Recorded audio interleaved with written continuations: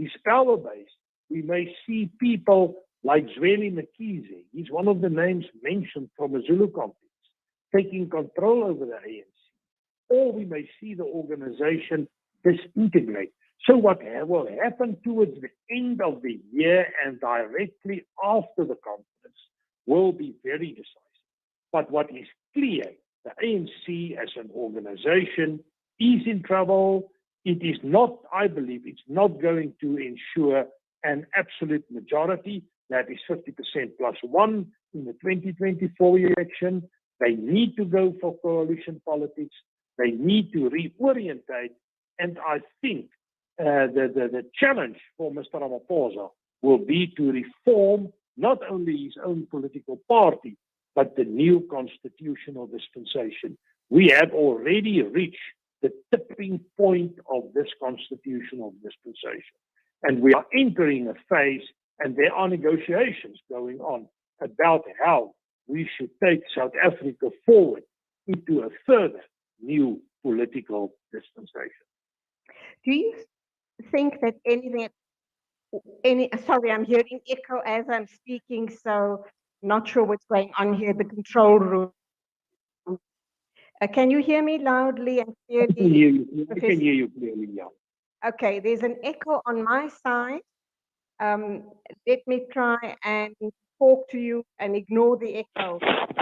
Do you think anything at all will happen after this report has been read, analyzed, and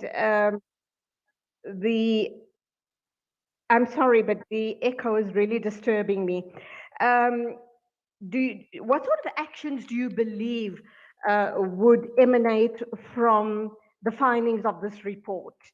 I also know that the Ahmed Kathrada Foundation is suggesting that the Guptas need to come back to South Africa and answer and repay the money. That's one issue. It's all probably contained in the report. And then all of the other corrupt ministers and politicians that have enriched themselves, do you think they are going to be held accountable? Well, that is what we are waiting, is specifically not so much for the content of the report. I think we know a lot through the media about what is expected, but what is the conclusions and what is the recommendations?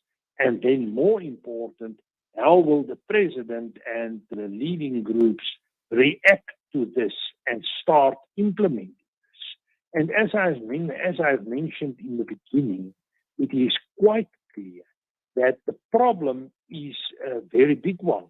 It is implicated senior ANC ministers in many ways. In fact, it is implicating state security in a very direct way. And we have seen the involvement of state security in the rebellion in KZN during July last year. So I believe there's not a lot of room for the president to act in a thorough way. I don't think he has the power base to deal with the Zondo Commission in terms of its findings and its conclusions. There is, however, a way of thinking, arguing that the president is going to use the Zondo Commission as a strategic instrument to clean up the ANC and to win the national conference towards the end of the year by taking out his opponents on basis of corruption and on basis of the findings of the Zondo Commission. The question, however, is how clean is his hands? He is already implicated in CR17 funding. We know that ANC politics is a very, very dirty game, and dirty play will be there. I think we have seen that in KZN. We have seen that with the sabotage of Eskom. There are now again the rumors that there may be political motives behind burning down the parliament and so on. So these guys are not going to just be prosecuted and ending up in jail. They are going to fight back, and they are going to fight a military, a semi-military criminal strategy, which is already part of the South African political landscape at the moment. Absolutely frightening. I have one final question for you, but will you please stand by? We'd like to take an ad break, and then we'll wrap up with my final question for the morning.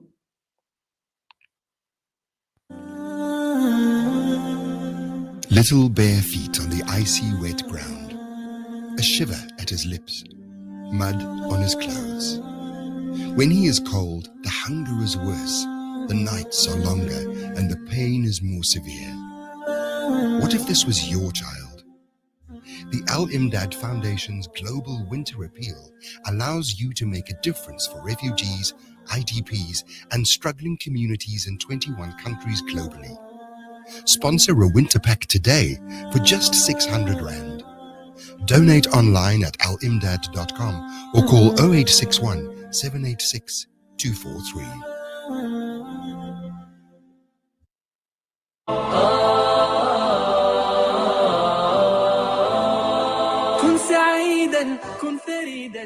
Where in this dunya am I going to find a scarf to match my outfit?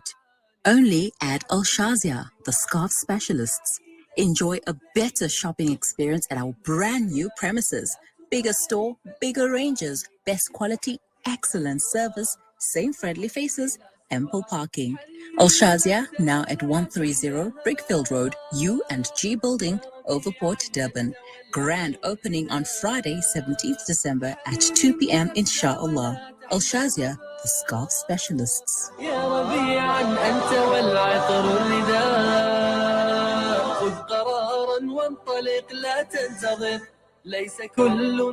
Looking to get your kick? Kiki's have now reopened on 235 Matthews Maiwa Road in Durban. Head on over for the Taste with Kick. We offer something scrumptious for everyone in the family. Wraps, chicken tikka, burgers, tender grills, mocktails, milkshakes, and so much more. Corporate and events catering available. Visit our social media pages for more info or call 031 209 0119. Kiki's, the Taste with Kick.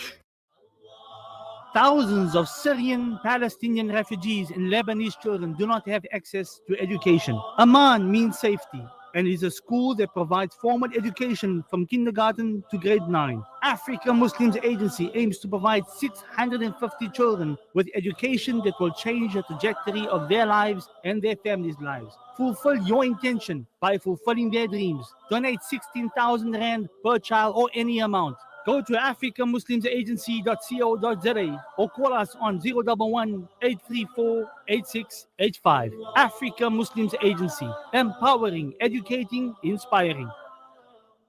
World-class financial services only at Sapphire Global, your financial partner. If you are looking for Islamic, Sharia, and ethical financial products, look no further. Sapphire Global offers a wide range of financial service offerings from short-term to life and investments. A full-service center with all financial requirements under one brand. Our highly skilled and experienced consultants are ready to help protect your financial future. Contact us on 041 001 0184 or visit our website on www.sapphireglobalfs.com. Sapphire Global is an authorized financial services provider.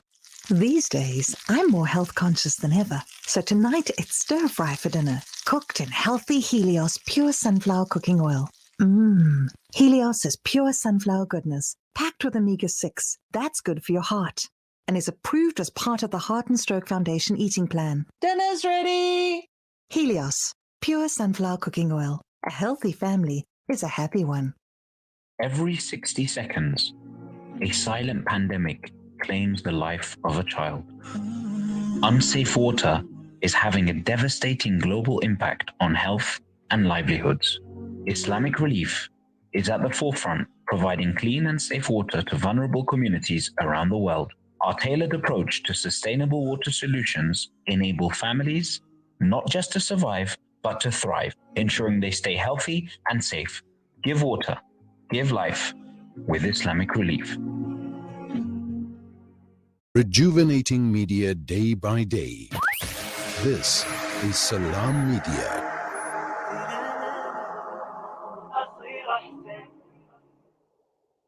8:30 exactly, news and views right here on Salam Media. We are talking to Professor Duvenhage from Northwest University. We're talking about the hot topic of the day right here in South Africa, the Zondo Commission report, the 874-page judicial report, which was handed over to Cyril Ramaphosa yesterday. That was part one. And we are analyzing what the possible outcomes could be and how we as a country move forward, how this impacts on the politics of our country. So, Professor, let's look at a few other issues. We are talking about very, very, very deep divisions within the ANC itself. And just recently, I think about a week or two ago, Duduzane Zuma has made a public statement that he is going to be a strong contender to run for the next president of South Africa. One or two things do worry me about that issue is his age. I think he's very, very young. I'm not sure if he has the political will, the finesse, enough insight and enough clout to be able to take this on. However, he does have a very strong support base. His father's support base obviously will support him undyingly. So your thoughts on that issue? Well, I think names are being putting up at the moment, and I've heard about a number of contenders. First thing, I think Mr. Ramaphosa himself is going to try for a second term. And at the moment, I'm reading his chances as about 50-50%, depending on, amongst other factors, what will happen with the Zondo Commission and what will happen in KZN. Because the KZN constituency is very important. It is the biggest one in the ANC. What is interesting is that there were a number of regional elections that took place during the month of December in Limpopo, KZN, and Eastern Cape. And in the majority of cases, the information I received was that the RET, the Radical Economic Transformation Group, has gained a lot of momentum and was in the process of winning. And they are connecting to the Jacob Zuma camp and the Isbach group and so on. And you must take into consideration, ACE is very quiet, but let me assure you, he's also very busy at this time. So that is one perspective. Then some of the other names that I'm picking up is Paul Mashatile. He took over the position of Secretary General when Jesse Duarte was sick during, I think, November, December times. Mm-hmm. And then there's also the name mentioned, this is a very interesting one, the name of Zweli Mkhize. And he was the Minister of Health that were fired as a result of the COVID corruption. That's right.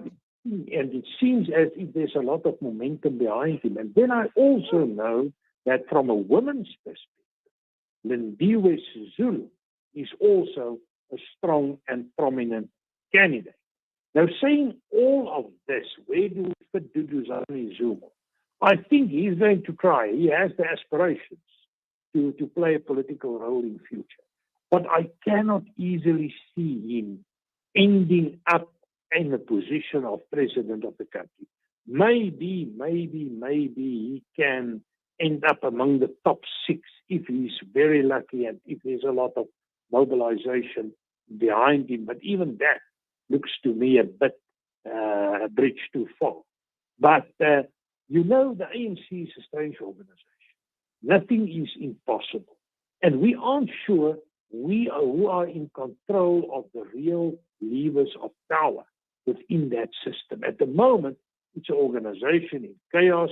It's an organization that is not paid for the last 4 or 5 months.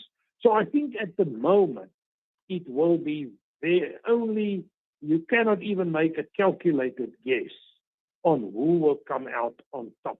It's an open race at the moment, and it has started, and a lot will happen throughout the year that may be very decisive in the choice of a candidate.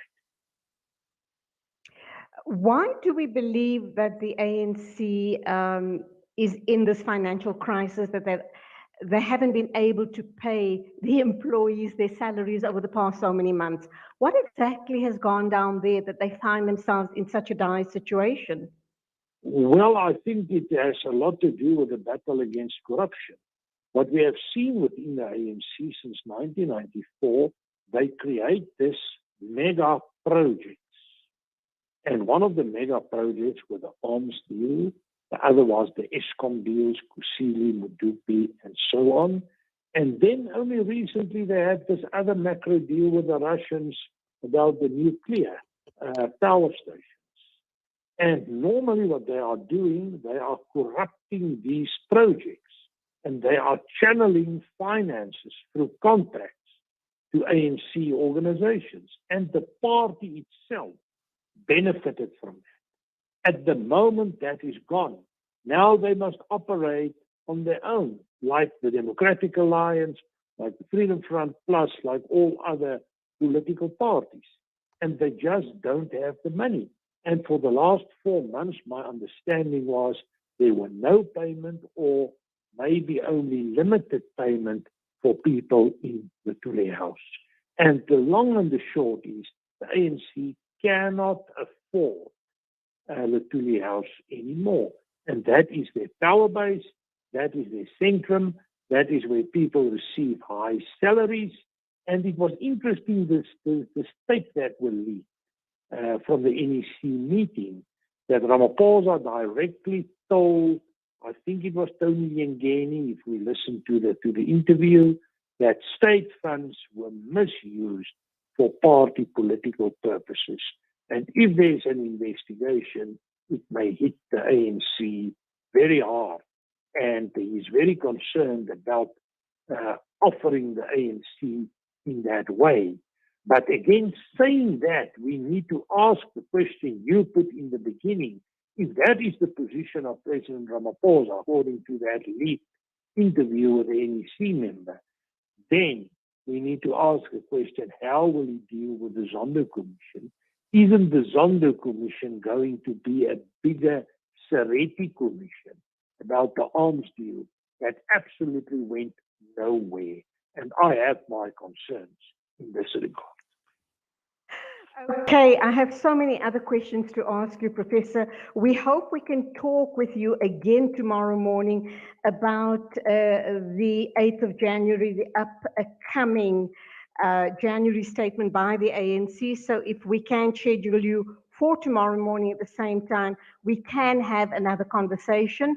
I thank you indeed for your deep insights into the discussion today. Until tomorrow or next when you're available, I look forward to talking again.